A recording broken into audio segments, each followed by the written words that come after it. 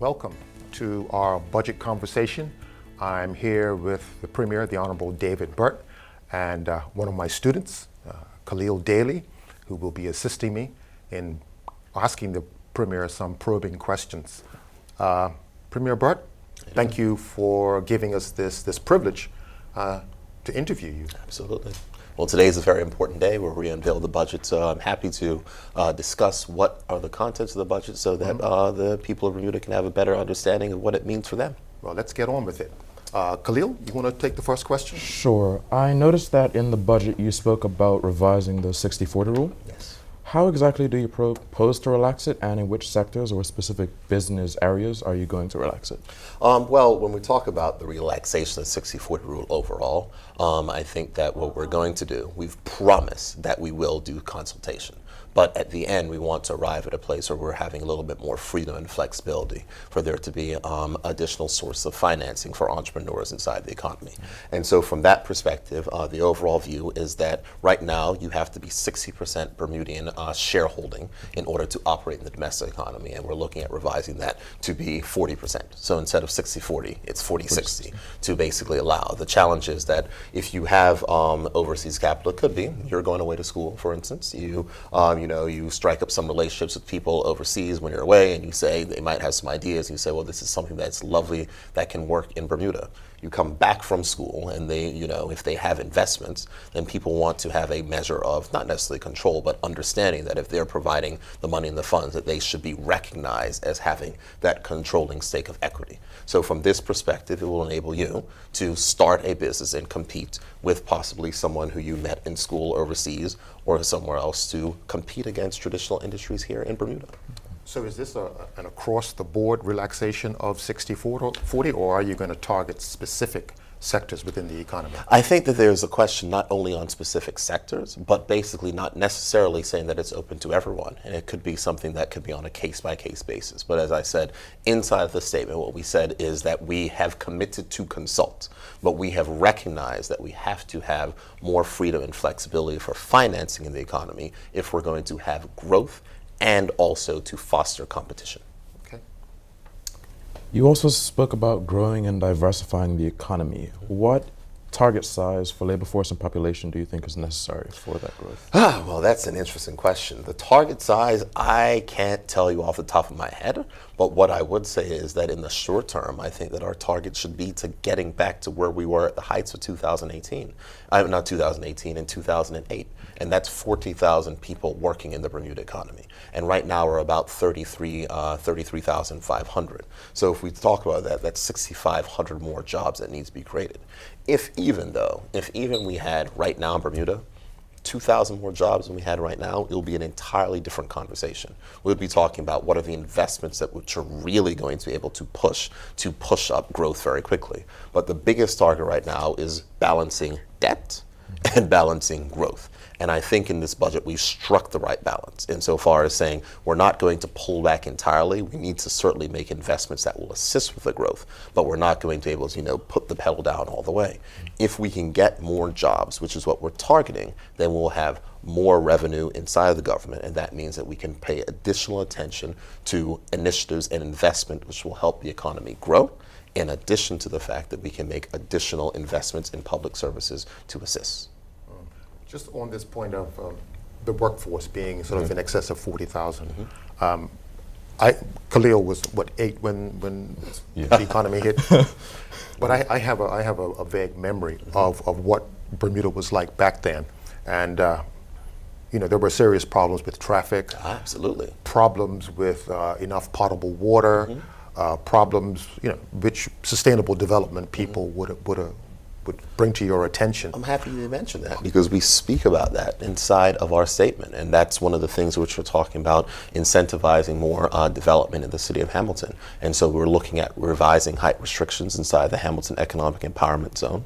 As you know, we have a Bermuda Infrastructure Fund, which can talk about funding the infrastructure which is necessary. So when we talk about sewage, that has to be built and done, so we're not, disposing of the sewage in the way which we are right now. We're talking about making sure that there's water. And if you want to have that type of growth, you need to plan for that type of growth. And to reduce those traffic problems which we had and to reduce those sustainability problems which we had, it makes more sense for the type of development to take place inside of the city of Hamilton. There was a suggestion made by Robert Stubbs that we create hubs outside of the city of Hamilton. According to his research, part of the problem is that the city is the only real hub. How do you respond to that? I think that different people can debate one way or the other. I think that you can get it from a challenge that the city, having it in the city may be a problem if you look at it from a traffic perspective. But if you look at it from a question of an investment perspective and where we are right now, for instance, we need to make sure that we treat our sewage in a different way that comes out of the city of Hamilton. So if we are looking at creating other hubs, remember there's a question, there's a limited amount of money. Where do you start? Where do you focus? So my view is that if we had $100 million of extra money hanging around, then maybe we can do hub here, hub here, hub here. But if not, you have to focus right now in the clear and present time what we can do. You mentioned the infrastructure fund. Is that going to be like a PPP, public-private partnership? The infrastructure fund is a passive infrastructure fund. So for instance, it's not just open for the government, but it's also open for the private sector. And I think it's very clear to state that this is the way that our long-term partners, the Bermuda exempt companies, can participate inside of the Bermuda economy. For so long, their money of which they have here has not been able to put to work in the Bermuda economy. So this is the way to try to get that to be put to work inside the Bermuda economy. So it's a case-by-case basis. It depends on what the projects will look like, but this allows a place for funding to happen, which may not have been available before. Yeah, because I'm reminded of the difficulties that the previous government had with its PPP. Well, the airport project is a Yes. completely different story, Mrs. Simmons. The airport project is a project where we are paying for a lot of things, and the Canadian contractor is getting a lot of things. And so from the perspective of the fact that we are not in control of our airport, I think that's an issue, and I'm certain that you will not see any type of arrangements like that happening under this progressive Labour Party government. Okay, Khaleel? Would you be able to give me a ballpark figure for the percentage of businesses, homeowners, and et cetera that you believe fall under that misreporting or bad debt category? Which Because category? in your budget, you spoke about the Office of the Tax Commissioner getting yes. more power, essentially to improve the debt collection on the island. So would you be able to give me a ballpark figure of how many companies? Off the top of my head, no. What I can say is that we certainly have had an issue there, and that issue is long-standing, without question. It's an issue of the hangover from the recession as well. Still, you're seeing companies that have very large debts as well that are trying to claw out of that debt. What I think is most important is that we have the enforcement which is necessary, recognizing that some of the debt may not be able to be collected, but the ones that can be collected, making sure that we're dealing with those particular issues so that we can begin to bring down those accounts receivables. But I think what's also important is to focus on the here and now, because there's two schools of thought. You can increase taxes on everyone, or you can focus on the taxes that may be inside your economy, which are not being collected. And I think that we should possibly focus on the latter more than the previous one. All right. So we can rest assured that you're going to be increasing the number of people within the Office of the Tax Commissioner. They have already been increased. Their office is fully funded.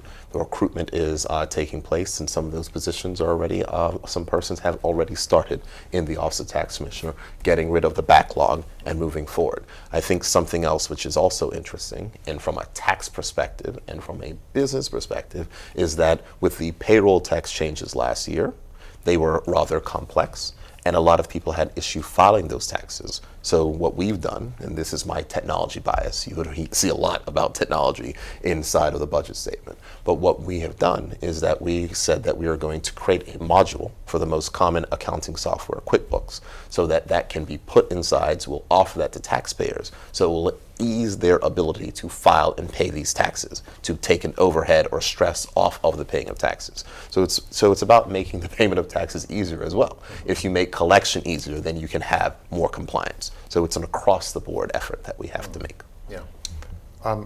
Just a quick question about what I'll call label kicking the can down the road. This was supposed to be the year that the budget was balanced, and we all know that that has been postponed. kicking the can down the road. Can you give the people of Bermuda assurances that this time next year we will in fact be balancing the budget and begin paying down the debt in earnest?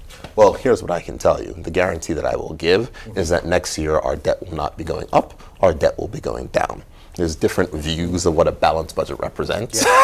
And so from that perspective, there's lots of different conversations. But what I can say definitively is that this is the last year that net debt will increase. Next year, we'll begin to reduce net debt. But this whole kicking the can down the road issue is an interesting one, because we have to be realistic with the numbers of which we put forward.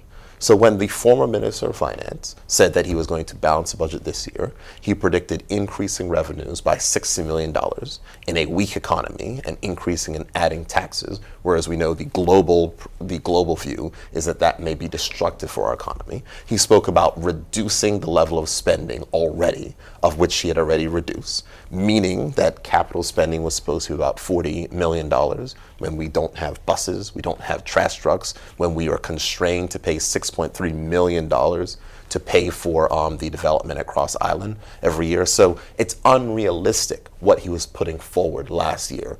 And it was an unrealistic expectation. It was more of a political declaration as opposed to an actual declaration that was based in reality and fact. What you will see in this budget is that we have been realistic. We have said these are the things that we can do, and we're not going to just project something to say that, oh, this is where we're going forward. I think that we have been very balanced. I think that we have managed to make the investments where we can. And I think that we've accomplished a great thing, which is that we're not going to raise the debt ceiling, and people can now see that there is actually light at the end of this debt tunnel. And you are to be commended for managing this budget without increasing the debt ceiling. But coming back to the two indicators that the fiscal responsibility panel set out for you, the first one was the ratio of debt service to taxation, which is still around, 18%, and the target is 10%. Yes. How long, given these changes, let's call it kicking the can down the road, how long before you now reach those targets? I don't know how long until we reach those targets, but I don't accept the kicking the can down the road argument. Okay. I don't accept it because the fact is that we are moving in the right direction. If we weren't moving in the direction, then we'll be kicking the can down the road. But we are moving in the right direction. The ratio which you mentioned last year was 18%. This year will be 17%. So we are moving in the correct direction. Khaleel? Where in the budget does the government make efforts to promote exercise and healthier life choices and lifestyle changes? Oh, well, that's an excellent question. Well, some will say that it's in the sugar tax, which the consultation is not yet finished. But we've also signaled that we will be reducing duty on healthy food items. So, you increase some of the bad and then you reduce the duty on the good to hopefully enable, in a perfect and rational economy, consumer choices along that basis. And so from that perspective, that's where you'll see that type of promotion. Also, there is going to be money that is going to be dedicated to education on healthy living, and we've stated that inside of the budget that we are going to put money towards healthy living, educating the populace on the need to be more healthy, because in the long term, that actually leads to reduction of our healthcare costs. The big challenge which we have is that we have a very high rate of healthcare system usage, and that high rate of healthcare system usage then ends up increasing health insurance. I want to go back many years to the some of the SAGE Commission recommendations. More specifically, the recommendations of the Streamline Committee, subcommittee of that. The suggestion was that we could quite nicely get by with only 8 ministries. I've noticed that you've reduced it to, is it 11 now? Do you see in the coming years during your administration an attempt at getting the number of ministries into single digits? I think, to be fair, those are artificial targets as opposed to the real issues.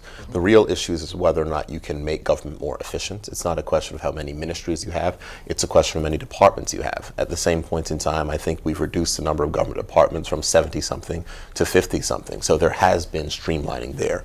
I don't necessarily believe that a ministerial or a ministry target, it's all part of a big pie. What we need to do is focus on making government more efficient. And sometimes to say if you combine things together that you make them more efficient may not exactly be the right answer. I think that a lot of times you also have to recognize that you could have mega ministries with ministers and permanent secretaries at the same point in time being overburdened and not being able to pay attention to the details of which are necessary. So I think that it's a fine balancing act. But you speak about ministries. I think what's important is we talk about the priorities that this budget funds. We're talking about $5.8 million additional dollars for education and workforce development. This is something that is necessary. We want to make sure that we provide our students with the tools to succeed. I remember when I toured the Bermuda College last year, the Bermuda College hadn't had a capital grant for a while. We've given another year of capital grants. We've given additional funding to Bermuda College, additional funding to our senior schools, additional funding to the Department of Education, focus on technology training in schools. We're going to see a rollout of STEM education in primary schools in this first year and moving forward. So I think there's lots of investments in which we made. I mean, we've made investments in the Bermuda Economic Development Corporation so they can provide more assistance to entrepreneurs. The grant was increased by 64%. Money to market Bermuda overseas, money in both tourism and business development, money for healthcare. I think that our priorities that the government had said before the election are clearly shown inside of this budget. Okay. Khaleel, do you have any? Well, let's switch up a little bit and look at some of those unfunded liabilities. How are you going to address some of those unfunded liabilities, especially the ones with respect to the CPT, the public pension scheme? Well, the only way that we can fund those is if we grow the economy. There's two ways. You either pay more money into the system or you reduce the amount of benefits. And I don't believe that people are in the appetite to have further benefit reductions. So what I would say is that we are looking at the entire pension issue. The Public Funds Investment Committee is looking at how we manage the public sector funds, and there's been lots of reforms that have been put forward, and some of those reforms will be enacted. Those aren't necessarily things that we're focusing on inside of this budget statement. Those are more policy questions when we're talking about raising the retirement age, looking at how we get more money in and less money coming out. But the real answer is that these things become more sustainable if the economy is growing, if there are more people living and working and paying into the system. And that should be the target. The target should, because if you don't have more people living and working and paying into the system, it comes unsustainable. And at some point in time, you're going to have to reduce benefits. So the choice, I think, for Bermudians is whether or not we want to focus on growth, making sure that we have more Bermudians and other persons living and working in Bermuda, or if we are comfortable with the size of our economy as is right now, recognizing that means that we're going to have less money for healthcare, less money for education, and less money for benefits. Those are the choices. I think that when faced with those choices, Bermudians will choose the fact that we must grow and put policies in place that will enable growth in the economy. And so we have to plan for that. Yeah, I mean, would you agree that recession clouds seem to be brewing? I was looking at, the GDP figures for 2016. There was, in fact, a contraction in the economy.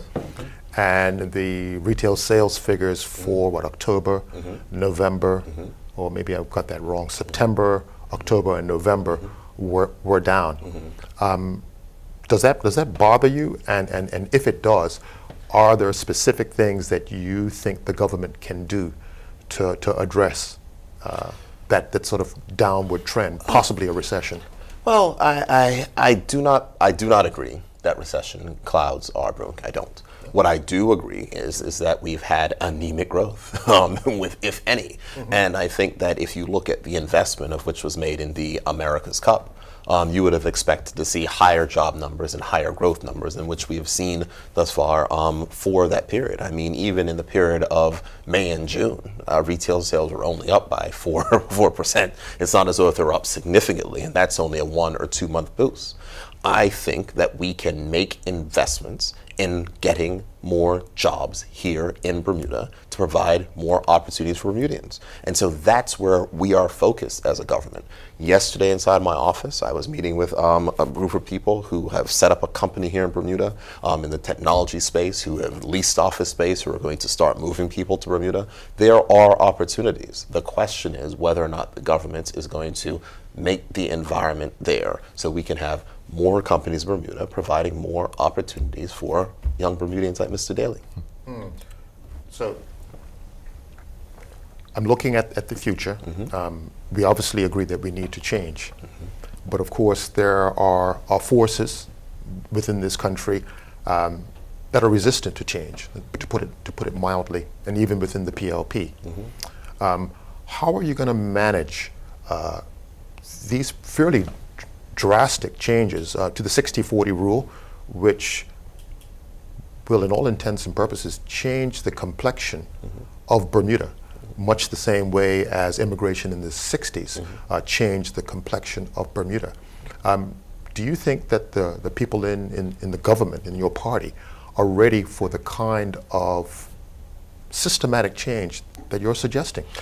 The answer to the question is yes. And as someone who leads a political party, we don't put out these ideas before they've been socialized internally inside of our party. But I don't agree with you on the issue of changing the complexion of Bermuda, because I do not in any way, shape, or form think that having young Mr. Daley go away to school and come back with investment to invest inside Bermuda changes the complexion of Bermuda. I think what it does is it provides a young Mr. Daley who may not have had a chance to rely on intergenerational wealth, to have wealth and to build it for himself and for his family and his offspring. And I think that is a more powerful narrative, and I think that's the way in which we have to view this, as an opportunity for empowerment for those who may not have been empowered before. But when you look at the choices are we do nothing while other people move forward and we find ourselves falling further and further behind, or we recognize that the world is changing and we need to make sure that Bermuda can keep up. There are without question challenges when we're talking about our insurance sector with the U.S. tax reform. There are certainly challenges when we're talking about the threats from the European Union. So we need to be nimble, and we need to recognize and understand that we are literally at an inflection point. And that's the reason why we make sure that we consult. We say that we get community buy-in. We go out on the road and explain the reasons why we're having and putting these policies into place. But at the end of the day, we have to make a decision. And the decision of which this government is choosing, which is led by the Progressive Labor Party, is that we want to have more people working in Bermuda. We want to provide more opportunities for Bermudians, and we want to create wealth for those persons who may not have been able to have that wealth before. And we are going to change the policies in order to make that more possible and likely a reality. Okay. Bringing it closer to home. You mentioned the 60-40 and Khaleel's ability to bring foreign capital back to Bermuda. But how about the small business person who has a great idea and needs the capital to grow that small business? What kinds of things can your government do to aid and abet their success? I'm happy that you mentioned that. As I said, this budget funds a 64% increase in the grant to Bermuda Economic Development Corporation. This statement talks about the fact that we are now going to set up an incubator under the Bermuda Economic Development Corporation. We're giving tax breaks to new businesses. So if there's a new business that's set up through the Bermuda Economic Development Corporation, their payroll tax for the first year is waived. In addition to that, we're enabling the Bermuda Economic Development Corporation to make direct grants to businesses and to raise their capital so they can function as that buffer to get small businesses off the ground. So we're going to make more assistance available directly to those entrepreneurs, and this budget funds that. Thank you. No problem. I think I've grilled you enough. Khaleel, do you have any more you don't have questions? any more? I think I have any. Yeah.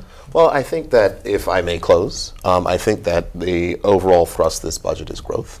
The overall thrust of this budget is development. And the overall thrust of this budget is, as I said, taking care of those persons who may be forgotten.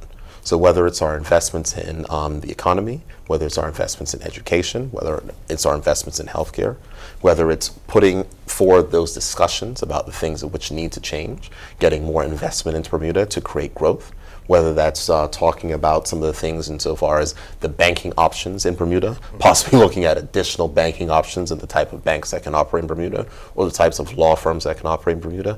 Everything is under the vein of trying to provide additional opportunities for Bermudians and making sure that our economy can grow. So a lot of those Bermudians who left Bermuda can find as though if they have a place to come home to live and to work. So that's the theme of this budget, and I think there's a lot of things in there that we're talking about, whether it's payroll tax, for instance, cuts, or payroll tax exemptions for persons with disabilities.